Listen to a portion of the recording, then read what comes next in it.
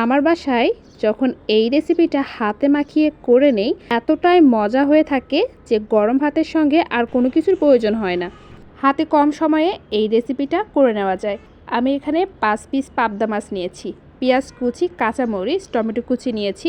প্রথমে আমি পেঁয়াজ কুচিগুলো দিয়ে দিলাম। পেঁয়াজ কুচি 1/3 কাপ পরিমাণ ছিল। 7-8টা আমি কাঁচামরিচ ফালি দিয়ে দিব।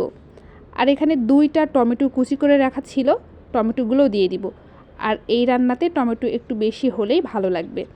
টমেটোগুলো দেওয়ার পর এখানে 1 চা চামচ আমি রসুন বাটা দিয়ে দিলাম। আর দিয়ে দিব লবণ। লবণটা অবশ্যই স্বাদ মতো দিয়ে দিবেন।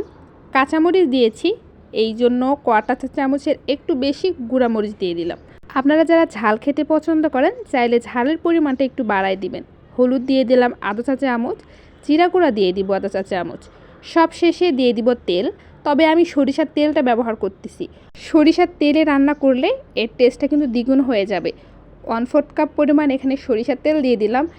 এখন হাতে মাখিয়ে নিতে হবে, যতটা পারা যায় একটু সুন্দর করে হাতে মাখিয়ে নিতে হবে। হাত দিয়ে চটকিয়ে মাখিয়ে নিতে হবে। তবে আপনারা চাইলে এখানে সাদা তেল ব্যবহার করতে পারেন। মাখিয়ে নেওয়া হয়ে গিয়েছে, এখানে পানি দিয়ে দিব। 1/2 কাপ পরিমাণ পানি দিয়ে দিচ্ছি, তবে পানিটা খুবই সামান্য দিতে হবে। পাবদা মাছ সেদ্ধ হতে খুব বেশি সময় লাগে না রান্নার জন্য। এখন এগুলো চুলায় বসিয়ে দিব। চুলায় বসিয়ে দিয়েছি, এরপর ঢাকনা দিয়ে 5 মিনিট রান্না করে নেব। আর 5 মিনিট রান্না করার পর ঢাকনা উঠিয়ে দেখব কী অবস্থা। এই রেসিপিটা রান্না করতে খুব বেশি সময়ের প্রয়োজন হবে না। কোনো চামিচের সাহায্যে নাড়ব না, এভাবে একটু আলতো করে নেড়ে চেড়ে দিতে হবে। তবে প্যানের হাতলটা ধরে আমি এই কাজটা করেছি। ঢাকনা দিয়ে আরও 5 মিনিট রান্না করে নিয়েছি। আর এই রান্নাতে খুব বেশি ঝোল শুকিয়ে নিব না, একটু রসা রসা খেতেই ভালো লাগবে।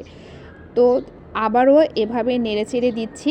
পাবদা মাছ অনেকটাই নরম, যদি চামচের সাহায্যে এভাবে নেড়ে চেড়ে দিতে যাই তাহলে ভেঙে যাবে। এই জন্য আমি এই কাজটা করে নিলাম। একটু লবণটা টেস্ট করে দেখবেন, লবণ কেমন হয়েছে টেস্ট করে দেখতে হবে। তো আমার এই রান্নায় লবণটা ঠিকঠাক ছিল। যদি লবণ কম হয়ে থাকে অবশ্যই লবণ দিয়ে দিবেন। আগেই বলেছিলাম যে এই রান্নাটা একটু রসা রসা রাখবো। তো চুলাটা বন্ধ করে দিয়েছি। আপনারা চাইলে এর থেকে বেশি ঝোল বা ঝোলগুলো শুকিয়ে নিতে পারেন। ঠান্ডা হয়ে গেলে মাছের ঝোলগুলো অনেকটাই বসে যাবে। চুলা থেকে নামিয়ে নিতে হবে।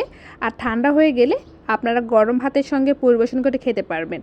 আমার হাতে যখন কম সময় থেকে থাকে ছোট মাছগুলো আমি এভাবেই রান্না করে থাকি। কম সময়ে মজাদার এই রেসিপিটা হয়ে থাকে। আশা করছি আমার এই রেসিপিটা আপনাদের অনেক ভালো লেগেছে। এভাবেই পাশে থাকবেন। ধন্যবাদ সবাইকে।